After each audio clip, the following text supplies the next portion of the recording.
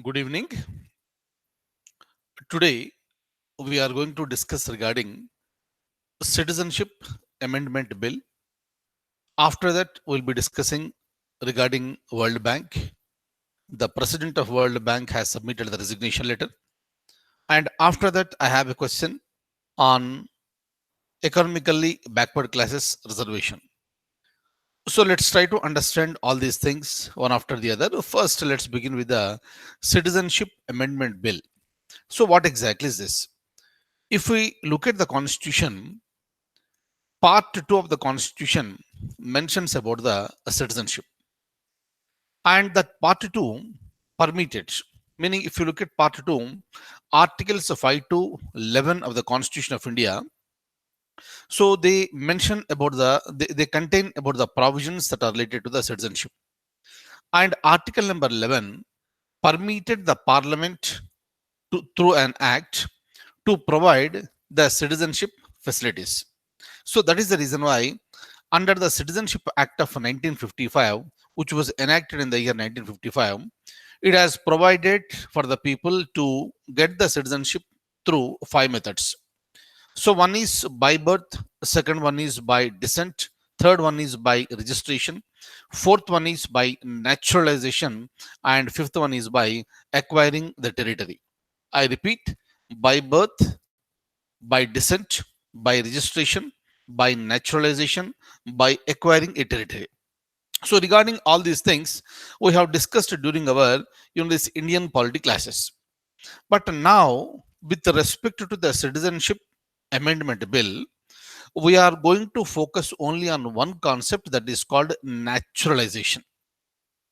And again, when it comes to naturalization, we are not talking about the people who are coming from some other nations, but we are going to discuss about the people who came to India and settled in India from three different countries. Meaning, this amendment is restricted to this, with respect to citizenship bill, is restricted to the people who are migrated, who have illegally migrated to India from three different countries. And these countries are our neighbors, right? And these countries, if you look at these countries, Afghanistan, Pakistan, and this is Bangladesh.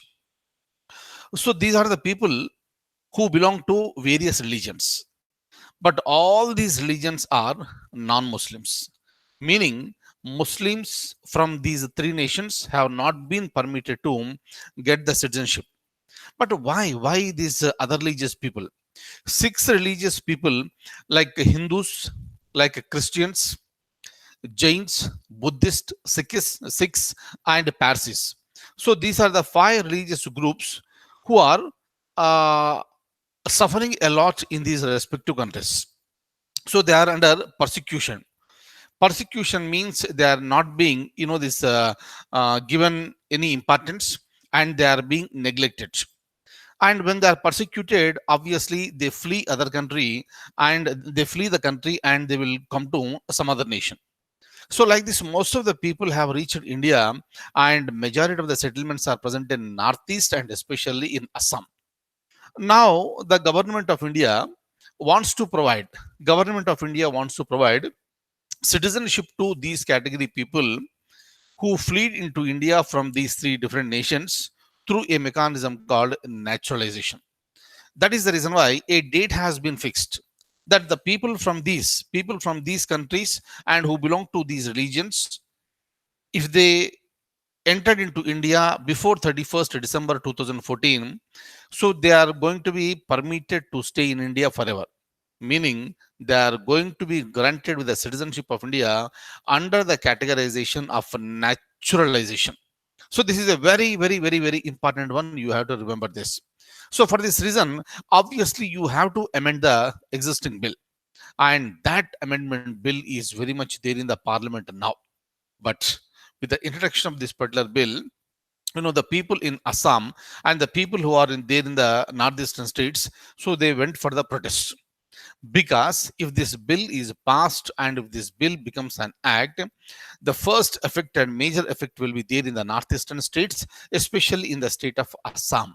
That's the reason why lots of these protests are taking place in Assam, and these protests are basically meant for pressurizing the government to withdraw this amendment bill. But government is very firm, and government is going to pass this. Fine. So this is about the citizenship bill. So now what shall I do is that I'll open the document and straight away I'll show it to you. Kindly have a look at this.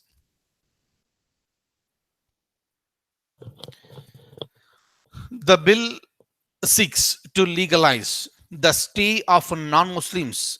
Look at the points very clearly and carefully. So it is going to legalize the stay of non-Muslims from Afghanistan, Bangladesh, and Pakistan. Kindly remember these three countries who migrated to India till December 31st, 2014, allegedly due to religious persecution. Right? So they are oppressed, they are suppressed with respect to, within their respective countries with respect to their religion.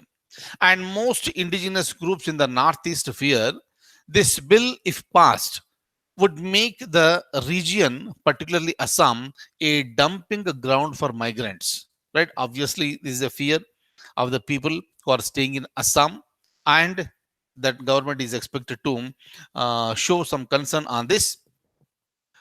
But what exactly is this a Citizenship Amendment Bill of 2016? Have a look at this.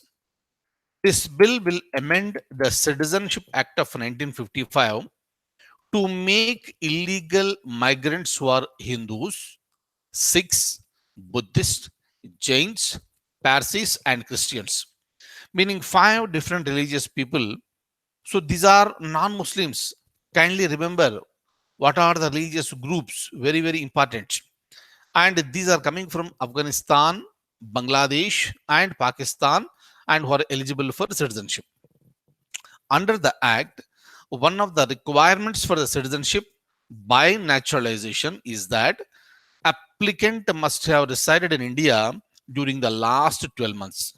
First point is that applicant who is requesting the citizenship under naturalization must have resided in India for the last 12 months and for 11 of the previous 14 years.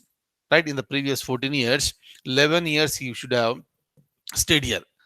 But this bill relaxes this 11-year requirement to 6 years. Very, very, very, very important. Please remember, this is not for anyone who is coming from any other country, but this is restricted only to the people and only to the non-Muslims who are coming into India, who came to India before December 31st, 2014 from these three different countries, Afghanistan, Pakistan, and Bangladesh.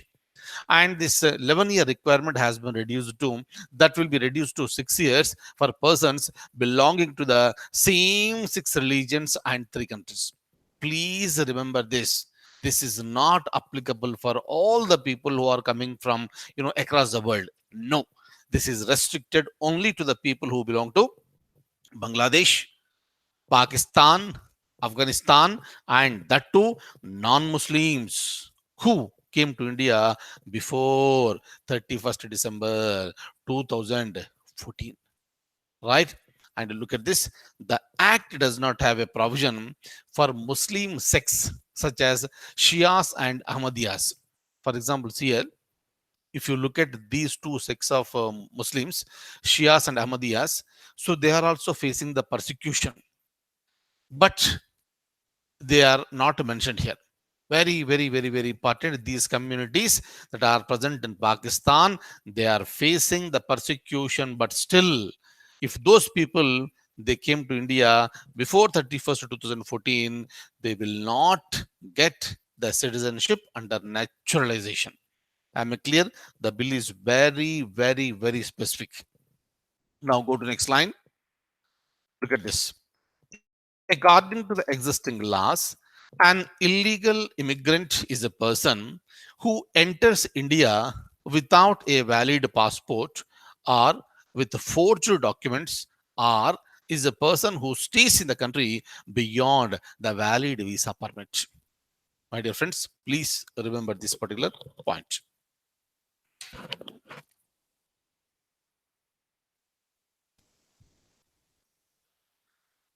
So next, when it comes to World Bank, Jim Yong Kim, he's currently the president of World Bank, and he's this is the second term for this person, and 3 more years to go, more than 3 years to go, but still decided to submit the resignation letter and already announced that. And the resignation will be coming into effect by from February 1st. And of course, that person is going to join a private entity. So now the race has begun. And when it comes to World Bank president, most of the times since the beginning, in World Bank, with respect to number of votes lie more with the United States of America. That's the reason why anybody who is supported by United States of America will get elected as the president of World Bank, right? And of course, this is what is happening since beginning.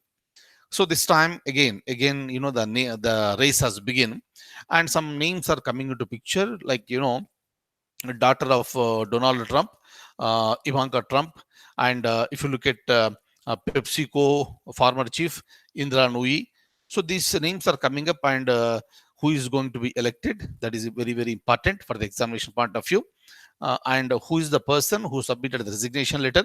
That is important. And after election of the World Bank president, what is the name of the president and what is the country to which that person belongs to. So these are the important things for the examination point of view. Once again, I'm opening the document for you. Kindly have a look at this.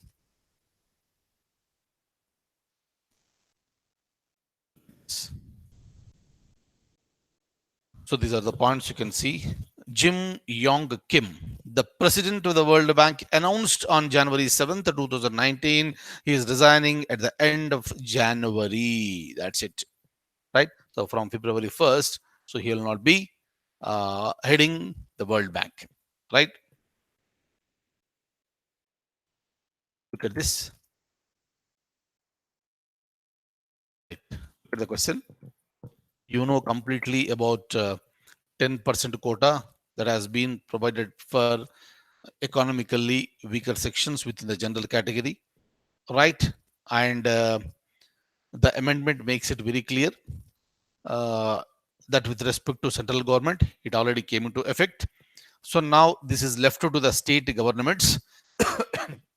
They can provide 10% quota, maximum not more than 10% quota, meaning 10% or less than 10% quota can be provided by the concerned state government within the general category. So, with respect to this, which of the following is the first state in the country to implement 10% quota for EBCs in the jobs and higher education?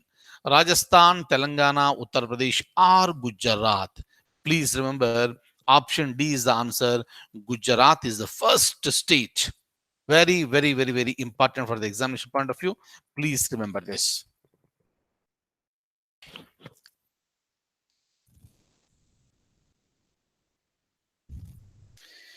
So that's all for the day. I'll see you in the next class with more current affairs. Thank you so much for being with me. And I wish you all very good luck. Take good care. Good night.